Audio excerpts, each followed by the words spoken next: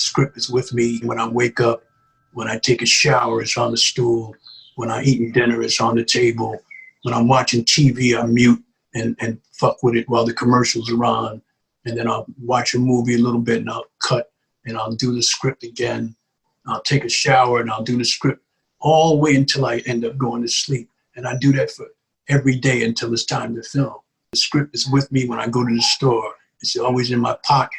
I'm always unfolding it. I wake up in the middle of the night and I'm trying to say a line. And if I can't remember the word, I have to look it up before I can go back to sleep because I get frustrated. It's like, why isn't that word in my head? And sometimes words will escape you and you don't know why this word keeps escaping you.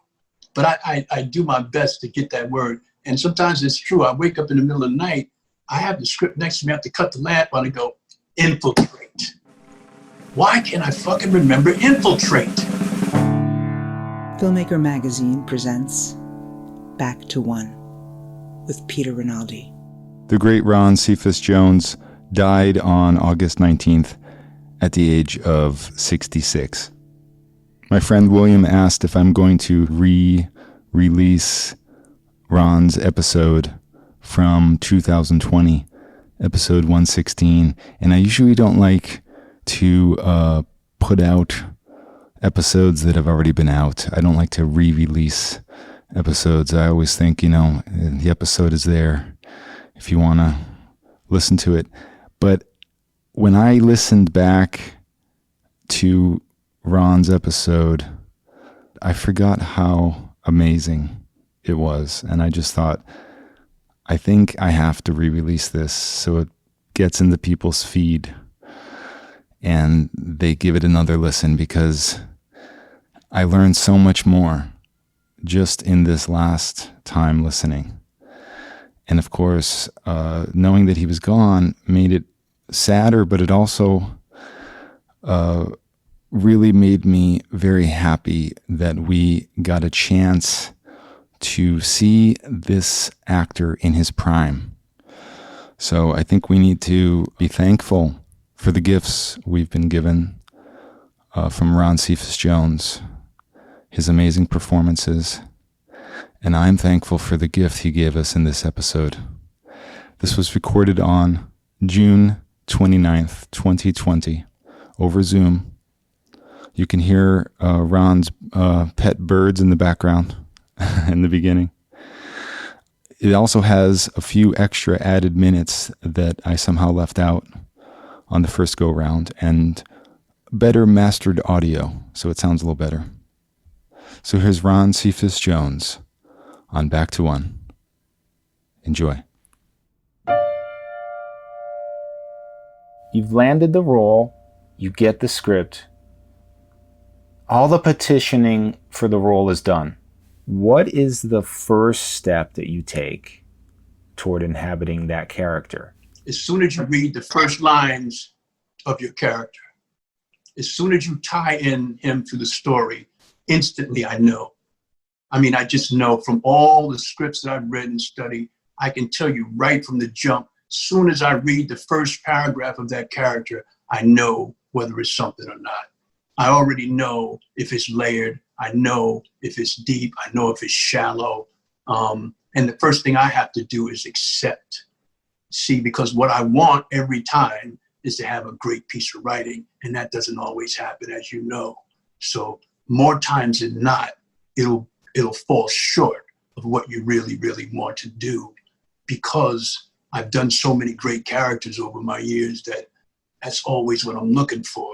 It's the standard that I want. And I understand that you can't always have that. It's just not a reality, You're going to get scripts that just don't hold up. So what you have to do, you have to find ways to compensate and find the goodness in the things in the script that you can highlight. So sometimes you can help make a script better by, like you said, not overdoing things. Sometimes you just have to resign yourself to the fact that that's all that's there. I can't make more of it than what's there, even though you want to, but you end up doing a disservice, and then what happens is you end up acting. So sometimes a director might see that and say, well, I think you need to do more. And I'll say, well, this is really not more to do. I can do this, but I mean, then I'm gonna feel like I'm acting. It's going to look like that. I mean, it's just not here in the script. Perhaps you could talk to the writer and maybe we can find out if there's more, but I can't, I would do me and you a disservice if I try to do more. It's just not there in the words. You're asking me to do this, but I wouldn't look over there and do that with my face. I mean, I wouldn't do that. So, I mean, that's not honest. Now, that's not to say that I won't. If you really want me to do it, I'll do it because I'm here to service you. You're my boss, you're the director. So if that's what you want, I'll do it, but I'll be hard pressed if I think that it's gonna do me a disservice as well. So then I'll ask for an alternative. I'll say, well, is there something else we could find maybe? I don't wanna really do that. You want me to, maybe we could explore something else. I'll try to be as collaborative as I can because I want us both to be happy. And that's what it's about, man. It's not about engaging, it's about degaging and trying to find a good answer to it. So initially, answer to your question is, I know when I first read the script, it's like I knew when I first read William, and I was at that point in my career when I had never really booked a significant role like that. I'd done television, I booked some roles prior to Luke Cage and Mr. Robot, which killed me off in the first season. I had a great character on that show. But this was my first major television network where I was going to come out to LA to actually work. I had never been to LA before, never booked a show out in LA. So I knew it was a big break when I read the script, but I also knew that I was perfect for the role. So if I didn't get it, at that point, it didn't really bother me. I was booking it from a very prestigious agency that I had booked tons of theater from, Bernie Telsey. So I knew they had confidence in me. And when I read William, I knew this man so well. I mean, there's so many men that I grew up with like him. I could name 10 men off the top of my head as soon as I read him that I grew up with. Uncles, guys in my neighborhood, my grandfather. There were elements of him in every male person, my father, that I knew of. And I was like, this guy is in me. I don't really have to search for him. I don't have to search. Sometimes I'll get characters like that. African-American men, black men who mirror the men that I grew up with. So those are the characters that I look for first when I read a script. The first thing I say is, do I know him? Do I know this man? And 9 times out of 10, I do. You know, my life has been fairly diverse, and I've traveled a lot, and I traveled a lot of cities, and you know, my family was initially from the South, so I have connections to the South as well as the West Coast and northern cities, eastern cities. So I have a wide range of African-American men, from criminals to doctors to lawyers that have been in my life. And I'm 63 now, so I feel like now I'm really at the top of my game, you know, so many experiences that I can bring to my work now. So that's what happened with William. And that's why I think that he's resonated so beautifully. And I'm hoping that I get a chance to do that with Truth Be Told, this new series with Octavia Spencer that they just picked up for a second season on Apple TV. The first season was rough. They didn't get the audience, but I was pleasingly surprised that they picked it up for a second season, which is going to give me an opportunity to play this leader of a motorcycle gang who's a loving father but has some issues. And I'm really excited about playing like a head of a black motorcycle gang from Oakland. I mean, you know, that's rife for some good stuff, man. Because that just got picked up for season 2, I want you to talk about this thing I heard you talk about once, which is like getting used to this idea with multiple season television work that you've been doing recently about gathering information about the character through the episodes rather than all at one time, and how you had to get used to that. And I'm assuming you're used to that now, but how has that adjusted your work? Well, the thing is about this show, This Is Us, was that I had to live the character in the way that they wrote it, because they never tell you if he's going to die or not. So being a person with cancer, living the character was like living a person with cancer. You didn't know when your day was coming. So every day I would come to work, I didn't know if it was going to be my last day or not. They never told me, and they never hinted. So That's great. I had to actually play him that way until I. It helped your work then. It helped my work because I had to actually feel like, is this the day? Is this the episode? And even when I got the Memphis episode, it was very late. It was almost like maybe the day before we went to travel or something that I got the script. I didn't really know at first. I thought it was going to be an episode where we went down to meet my family and introduce Randall to part of his family. And then I read on and found out, oh shit, this is the day, you know. And at first you get it's a very disheartening feeling because part of you as an actor feels like that's another job that's going to go by. And I'm not going to have a job again. But realizing how the way they wrote it, and Dan reassured me that he said, you know, we write in flashbacks, Ron. So just because he's going away now doesn't mean he goes away in the script of the stories, which was very helpful and helped me out a lot. So I knew that at least I was going to be working for some more.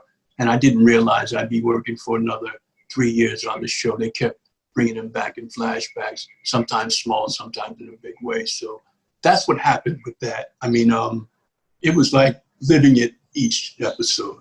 You just didn't know. And so it kept me in the reality of William's life and not Ron's life, you know? Ron's life was, oh man, I'm gonna lose a job. I don't wanna leave. I think it's too soon. Let me hang around and have more time with the daughters. Let me be more of a mentor and a teacher. Let me be more a part of Randall's kids' lives. I thought there was so much story left there that they could explore by letting William have a relationship with the daughters, but it just never happened. And the other character was never flushed out, his relationship with Jesse. They never flushed that out. They hinted it, and I'm not sure why. Dan never really gave you why, and I never really asked him why. I said to him why in a way that, why do you think you need to do that at this point?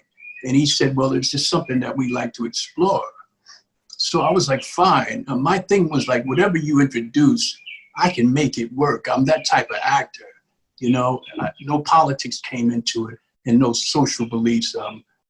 You have to disassociate yourself with those kind of things sometimes when you're an actor. Your job is to do what's in the script, and you're not the writer. So you can make it, like I said, have opinions and things, but in the end, you have to try to make the writing work. And so I was like, well, introduce it, and then we'll move from there. And I'll act accordingly. I'll act in the way that William would act if he was to start a relationship with this. And that would be something of him being lonely and knowing that he's going to die and trying maybe to explore something that he's never explored before.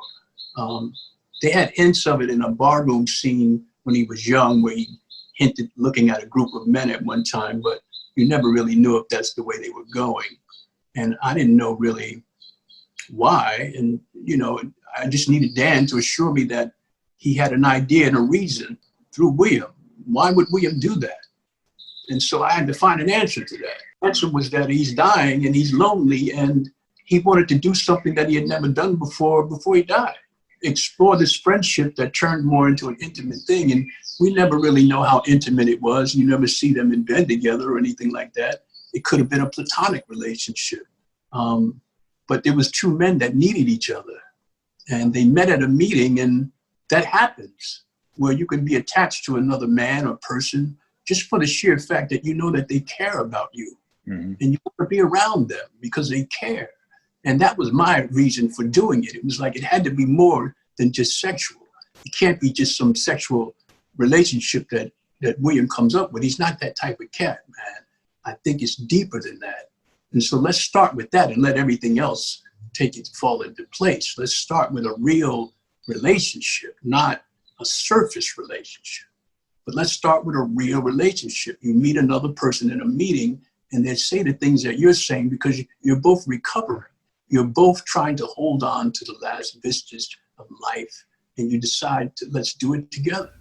Don't you think that at a certain point, the writer's room should really incorporate the actor who's been playing this role for years into the creative process? You know this guy more than some of these writers that might be coming on the show. You know what I mean?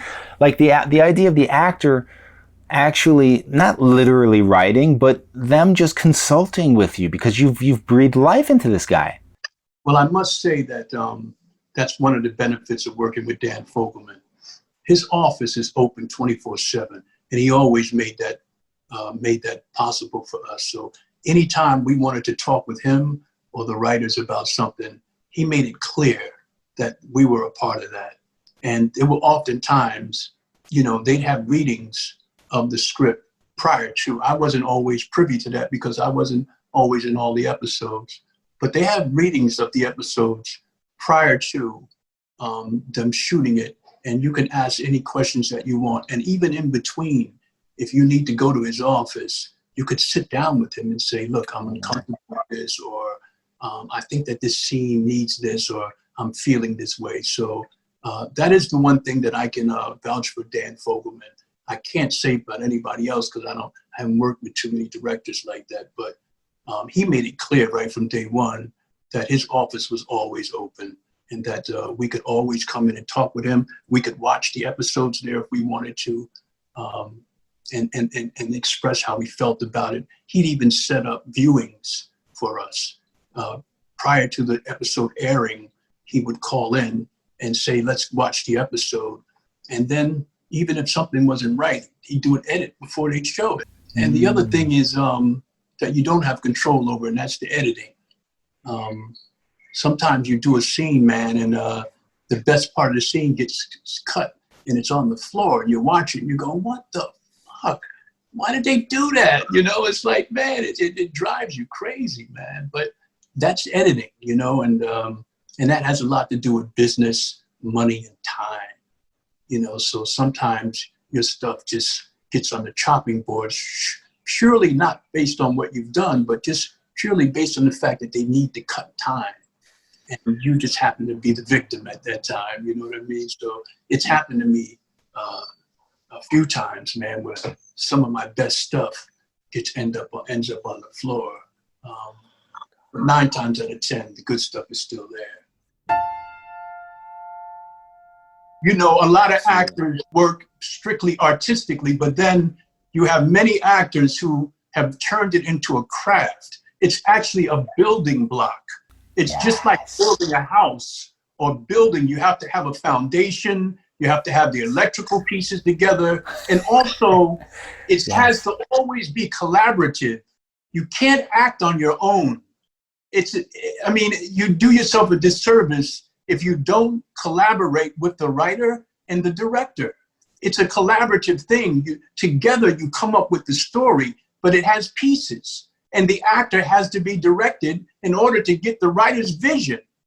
So everybody's trying to get the writer's vision of what the writer has seen in his characters and try to make the best of that. And at the same time, the writer gets gifts because he finds things in the character that the actor could find, and the director does also well. So I'm sure you've learned in interviewing so many actors that many work in a craft. And my biggest thing, Peter, believe me, is that I don't often get an opportunity to talk intensely with the director before we start working.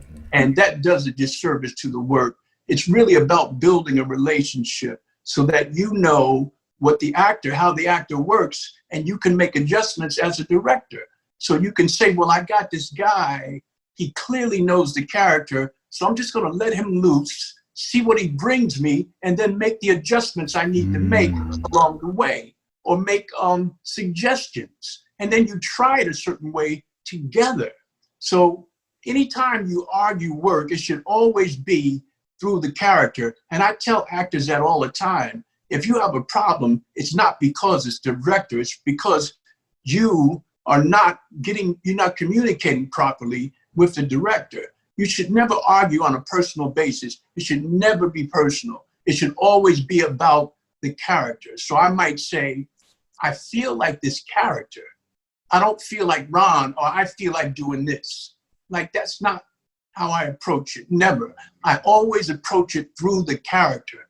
Well, I feel like William, or I feel like Roger feels like this or should do that, but how do you feel about me doing this? What if Roger, not Ron, but Roger, the character, always argue or Make your case. Make your case. I learned that a lot from Philip Seymour Hoffman. He was my mentor for many years, and it was a turning point in my career when I worked with him, because it was at that point that I realized this craft was it was a craft as well as an art, and it was a lot more serious than I had ever taken it before. And there were elements that were missing in my performance because of that. And once I made those adjustments and worked with him, my level of performance shifted to a whole nother level. And it wasn't until then that writers wanted to start to work with me. Writers would come up to me and say, I want to write something for you, because they saw that there was another element to my performance that just wasn't there before. And many actors don't have it. And it's that ability to take your study to a whole nother level. Ron, I have 6 words written down. I want to say 3 of them to you right now, and I want you to tell me what they mean to you, because it's about what you're talking about. And then I'll say the other 3 at the end. These 3 words are, you are enough. I don't know how you got that, Peter, but that's the thing that Phil told me when it shifted my thinking. He told me, I was doing a play called Jesus Hopped the A Train, Stephen Adly Gilda's play. I was playing a serial killer who was very charming and had taken to the Bible. So he was this charming, effervescent, articulate serial killer. And the way he would talk, just very nonchalantly, you would almost fall in love with him, even knowing that he had been a serial killer, until he started to describe some of the things that he had done. And then you felt appalled by the fact that you liked him. So it wasn't just the fact that you didn't like him, but you started not to like yourself for liking him. And I started out by trying to play a serial killer. And Phil was like, wrong. He was like, let's stop right now. He was like, you have to give me you. You have to show me that you could be a serial killer. He was like, Ron, we all could be serial killers. We all have that in us. So if one human being can have it, that means that you could have it too. It's just that you didn't have the elements growing up to make it full and real. But so he was like, we have to start with you. And he was like, you are enough. And it had a profound effect on me, because it took me away from acting and brought me into what my abilities are as a human being to do, the things that I'm capable of doing, which is also love and also hate. So he's like, that part of you makes you the bad guy, and the part that loves makes you a good guy. So it's like, it's simple as that. Now, how deep and how horrible you want to delve into your own psyche is up to you. He was like, but we as humans have the ability to do everything that is humanly possible that has been done in the history of mankind. Even when Cain slew his brother Abel, he brought up these biblical characters. He brought up Greek mythology. He brought up African mythology. So he took me back to the whole idea of human experience. What is the human experience? What is the human capable of? How far can he love, and how deep can he hate? And in between that, you'll find every character in history of time. You'll find that it starts with human behavior. That's when he said to me, because I started at one point, there was this angry scene. And so he was in a cage. So like an animal, I started to shake the cage. And he said, from this point on, I don't want you to ever touch that fucking cage. He was like, all the energy you let out in shaking that fucking cage. He's like, you're not a gorilla. You're not in a fucking zoo. He was like, you're in a cage. Why would you shake the cage? All that energy you just lost. direct that energy to who you're talking to. So I had all these other things, and he kept saying, you are enough. And it wasn't until that point that I start to act human behavior, find the behavior in the character through the writer. And those are the questions that you have to ask. Why a human being would do what they do. And once you answer those questions, you can flush out a character. But this just sounds like it's such a gigantic paradigm shift from what we normally think acting is, or, you know, like you said, you went in there thinking, I have to get into this serial killer, like as if it's something else. So how big of a gap was that for you to learn at that time? What I found out was that's what's really difficult about acting. It's not acting, it's revealing what's in you. And that can be very scary. When I realized that I had the capability of being a serial killer, and you actually realize it and then start to ingest it and live it, it's very scary. Nobody wants to admit that. Do you know what I mean? No one wants to say, well, you know, I'm just doing a character. It's really not. It's doing human behavior that you are capable of. It's just that you have morals, you have standards that you grew up with, that you understand psychologically that you won't go across boundaries. But that doesn't mean that you don't have the capability of crossing those boundaries. And it could be anything that could trigger that. It could be a loss of life. It could be someone's death that triggers behavior. And then all of a sudden, you know, you say, man, he hasn't been the same since, you know, his brother passed, or he hasn't been the same since he got back from the war. That's behavior. Human behavior can shift, and it turns regular people into drug addicts. It turns grandmothers into drug addicts. When they can't stop using their medication, their behavior changes because now they're addicted to this medication that the doctor ordered for them. So they didn't turn out to be a drug addict. Your grandmother who's 76 years old is addicted to hydrocortisone. It's because, you know, she took these pills too much in the wrong way. Her behavior changed. So it's really about Phil made that I think that's why he's, in my opinion, one of the greatest actors I've ever worked with and ever saw on film, because his shit was about behavior. And he really showed you human behavior, man, and how he could shift and really tap into his own behavior. He told me about a play that he was doing one time called, I think it was called Fucking A or something like that. Yeah. And it was a scene where he had to get down and actually put his nose in another man's asshole. It was this weird fucking scene, man. We had to actually open the guy's ass and his nose there or something. And he was saying how it was just one of those things where he had to, it was like he had to do it in order to make the shit real. And just the way that he described it, he was like, unpleasant, yes, but a part of what this behavior was. And so he was like, and if you're in the behavior, you're in it. So it will never bother you because you know that you're behaving in a way that the character needs to behave to tell the story. So there's still the idea that you're still doing something that's not you.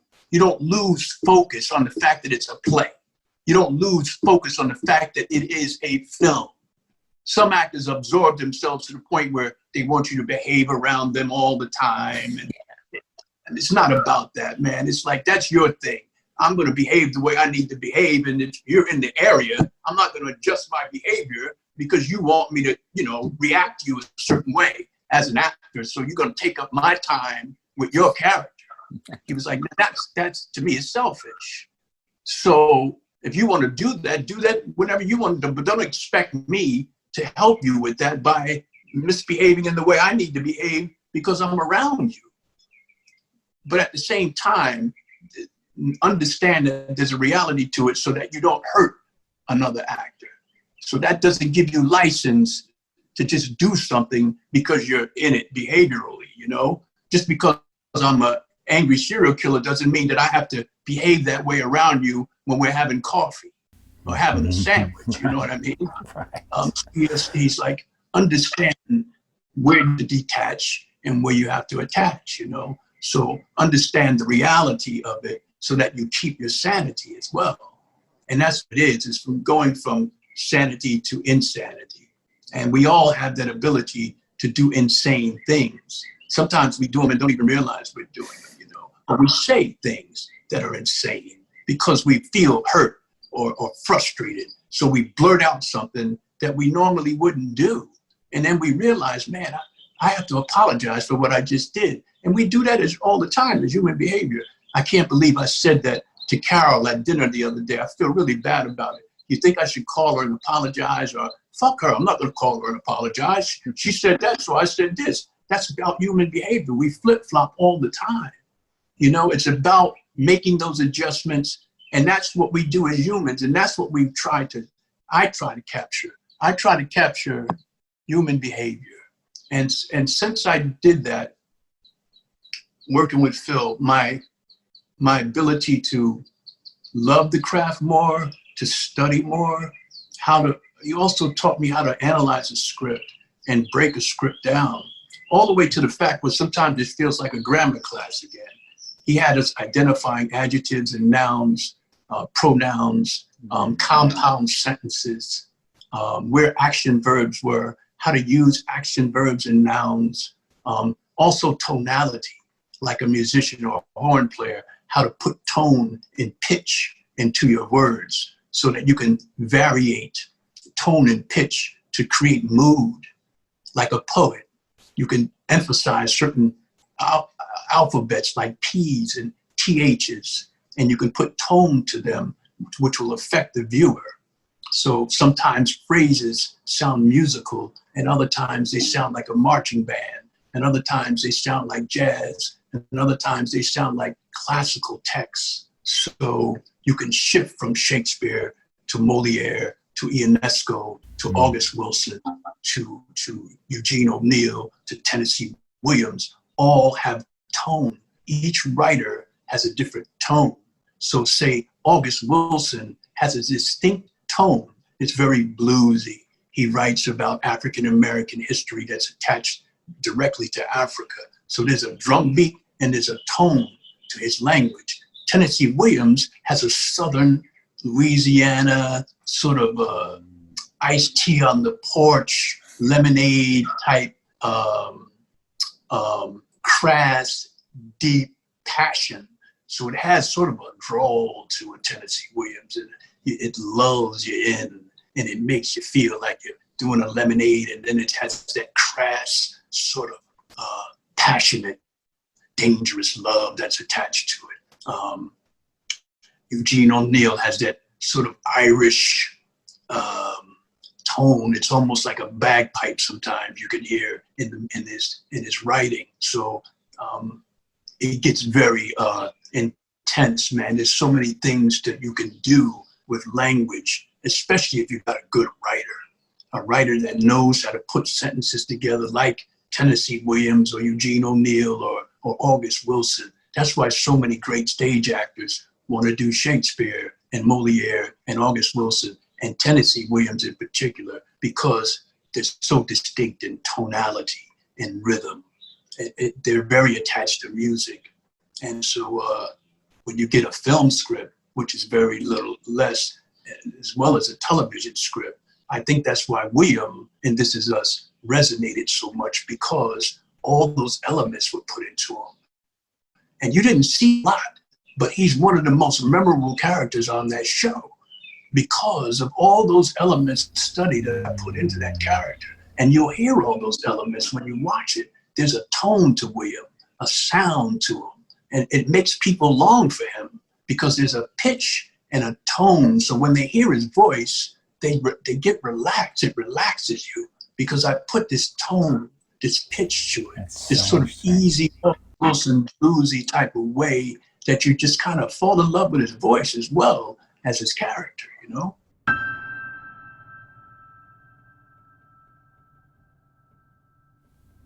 Can you help me with something?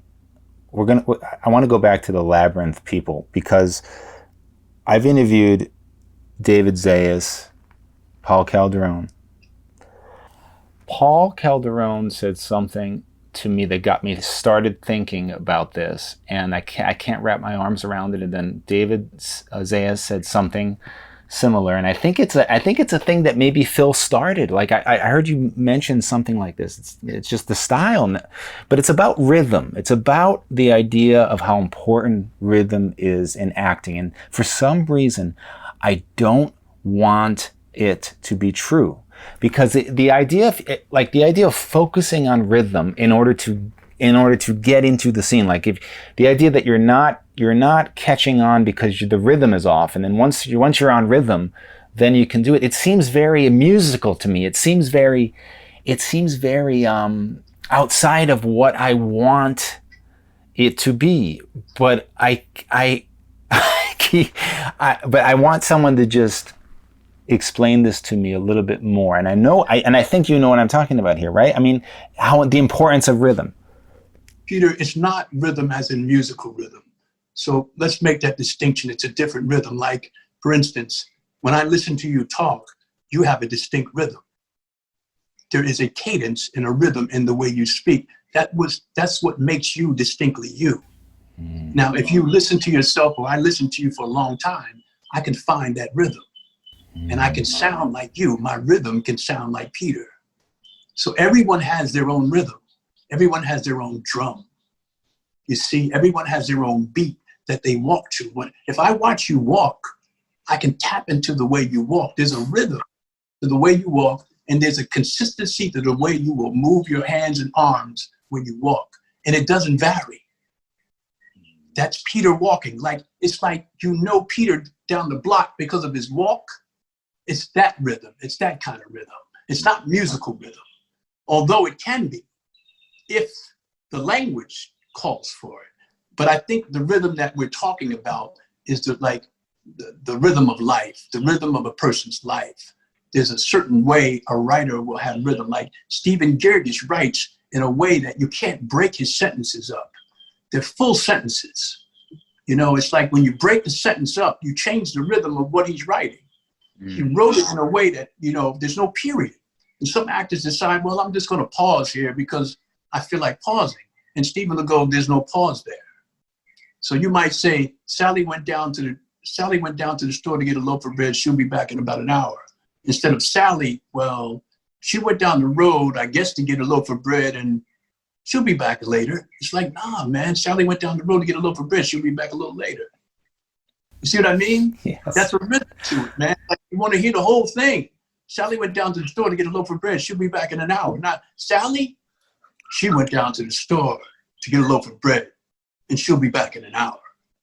That's what it means, man. That's what I'm saying about rhythm. I totally get what you're saying, but I guess the trouble I would have, because I'm so caught up in mental things. Like I would focus on locking into the rhythm, on getting it, and then keeping doing it. If I'm doing a play, like, oh, I have to remember I have to get that rhythm down. You know, and doesn't that take you away from some other existence within the text? No, I think as a director, you know, I mean, you have to trust your instinct, Peter. At that point, you know that you have a good actor, and if you hear it, you hear it, and if you don't, you don't. I mean, as long as you're still getting what you want to get, sometimes the rhythm will serve you, and sometimes you might want to break it up. It's okay to say, well, that sounds great. I don't know if I want the line whole like that. Let me hear it sound if you put a pause there. So you can break the rhythm up if you want. You're the director. So you can have it all. That's the beauty of the director. The actor is there to give it to you if you need it. You see what I mean? So I might say a line a certain way, and you'll say, well, I love the way you said that, but let's try putting a pause here. What I'm hearing and what I'm feeling is that he would put a pause there because he's thinking, well, maybe he's not saying it right, or maybe he's thinking something, and then you'll explore that. So my point is that you can have it all. You don't have to have one or the other. So when you hear it, if it feels good, then it feels good. And if you hear it and it doesn't feel right, then you mention it. Say, I don't know, something doesn't feel right about the way it sounds. And those are your directorial instincts. And that's what you bring to the work. Mm-hmm. That's the collaboration that you don't have to worry about, because you know that you can bring it up and collaborate. So you don't have to be the all in all. It's like together, you figure out what it is that you want. And that's how it should be. You should be able to have it all. And as a director, that's what you want. You want to know about it all so that if you need it, you can get it. And you can say, man, you really do a disservice to that line when you break it up like that. And you'll feel it, man. You'll feel it. You'll know. Like if you're directing a Tennessee Williams play, you tap into Tennessee Williams, man, and you just instinctively know that's not how the line is supposed to be said, man. This is Tennessee Williams. You gotta let that line lie, man, or you're doing it this Tennessee. You know what I mean? Because you've studied Tennessee and you know, you've read the play, you know it over and over, you've read it maybe 100 times, you're about to direct it, so you make your notes, you know, and you know what you want to get, and you envisioned it night after night, and then you get on rehearsal and you see if the actor is going to bring that vision to life. And if you've been hearing that line in your head all this time, that's what you want the actor to hear. So you'll say to the actor, man, this is what I want to hear out of this, man. So let it fly, you know, do this and let it fly, do your thing, but just know that it's Tennessee Williams and we want to have that feel for it. So it's about feeling too, and instinct. And as you grow as a director, that will grow too, your instinct to understand these things. And especially if you start to work with good actors, man, because that's beautiful. It's like when I work with good directors, it's like you're all both learning. You're learning off each other, man. And that's how it should be. It should always be collaborative. It should always be looking to learn something. That's why I always relent to the director. And it helps make me a better actor because it helps me to listen. Listen to what the director is saying and see if you can give the director what they need, because hopefully they will have done the work that I'm hoping that they've done. And they're more of an expert at this and know more about it than I do, because they've done their study. So if he wants it a certain way, obviously he studied it and this is the way he wants his vision because he's been talking to the writer. Now, if it's a dead writer, then we both know that. So if it's Tennessee Williams, we both should have that knowledge. And we both bring that knowledge to the script. It's going to be nothing but fucking beautiful because we're working easy, because we both understand what we want from Tennessee Williams or August Wilson or Eugene O'Neill or any number of new vibrating directors or writers that come along. You know, you want to study them, read, you want to hopefully be able to talk with them, especially new writers.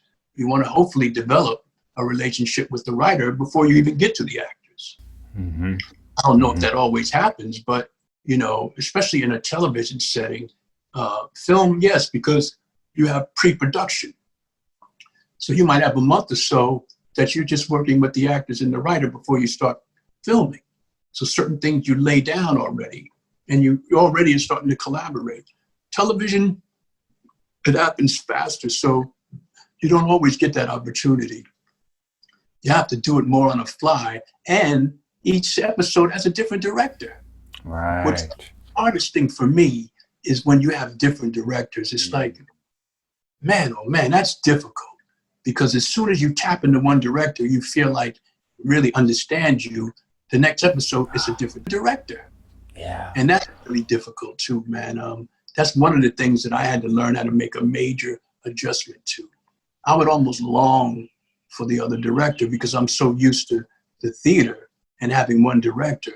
And so when I realized, oh shit, every episode is a different director, I would get anxious and I'd have almost like panic attacks, man, because I was so intense on creature of habit. And part of acting is being able to have a habit of tapping into your relationships that you build so that it's easier to speak. It's easier on your stomach and your heart doesn't beat so much when you think you have a question that you don't have to question yourself about. Well, that's a stupid question, or why would I ask him that? You should feel comfortable and free to ask anything you need to ask, man, even if it's the most simplest thing, like, where do I stand? Or am I on my marker? Do I have to be on this marker? Because you know that the camera made that adjustment, but you don't feel comfortable on that marker. Or why do I have to turn my head this way when it just feels uncomfortable? Yeah. And then if you turn your head this way, we got to shift the whole camera around. And so those little adjustments are frustrating as an actor, but I'm learning more about how to do that in a way that I don't lose my ability to bring to the work those little technical things that get in the way of being free and fluid, because television filming is not fluid, as you know. It's choppy. It's cut, readjust, cut, readjust, cut, wait, cut, act, cut, readjust, cut, do it again. So it's very choppy, and it's hard to stay consistent. Your focus has to really stay, at least for me. I can't run away. I can't run and grab a coffee in between. I can't do it because it takes me so much to get there. So I have to stay there and almost frozen until they say, let's go again, you know? So I can stay within that realm of what I'm feeling. And that's been the most difficult part about television acting. Even in film, you get a chance to have more stuff to stretch out. Film, television is a different medium, and I'm learning how to act more on quicker, get to those emotions quicker. And I do that by doing the homework. Hopefully, I always ask for the script as ASAP, you know, like days before. If they have it like 8 days before, I try to get it 8 days before. The more I have time to work on the script, the more consistent I'm going to be when I get on set, and the less frustrated I'm going to be about trying to find things. I take those 8 days and I do almost a 24/7 study. The script is with me when I wake up, when I take a shower, it's on the stool, when I'm eating dinner, it's on the table, when I'm watching TV, I mute and fuck with it while the commercials are on, and then I'll watch a movie a little bit and I'll cut and I'll do the script again. I'll take a shower and I'll do the script all the way until I end up going to sleep. And I do that for every day until it's time to film. The script is with me when I go to the store. It's always in my pocket. I'm always unfolding it. I wake up in the middle of the night and I'm trying to say a line, and if I can't remember the word, I have to look it up before I can go back to sleep, because I get frustrated. It's like, why isn't that word in my head? And sometimes words will escape you and you don't know why this word keeps escaping you. And you want them to say, maybe it's something about the word. Change this fucking word, man, because I can't seem to memorize the fucking thing. So there's something, must be something wrong with the word. But I do my best to get that word. And sometimes it's true. I wake up in the middle of the night. I have the script next to me. I have to cut the lamp on and go, infiltrate. Why can't I fucking remember infiltrate? And it was this word I remember in the last script, Looking for Alaska. I could not remember this fucking word, infiltrate. And I kept saying, virgulate, modulate, meditate, everything but infiltrate. And then maybe the last 2 days, it came to me when we started filming. And I flubbed it the first couple of times. And it wasn't until the second, third take that it started to become consistent. So those little brain farts happen with television, man. When they happen in the theater, you just bypass it. You can't stop. You know, so if the word doesn't come, you replace it with something else and you move on, and then you get it right the next night. So that's the difference between theaters. You have to improvise a lot. When those phrases don't come, and if it's Shakespeare, people are going to know you're paraphrasing, because people know to come to Shakespeare's word in the script. So as soon as you make one mistake, they'll point it out to you at the end of the show. You know you've missed that line, the line there that you didn't say. And you go, really? Yeah, thou art but for sure, thou kingdom will fall beyond the man's. Oh, shit, you're right. I didn't say that line? No, man, you didn't say that line, you know? So it gets that particular, man.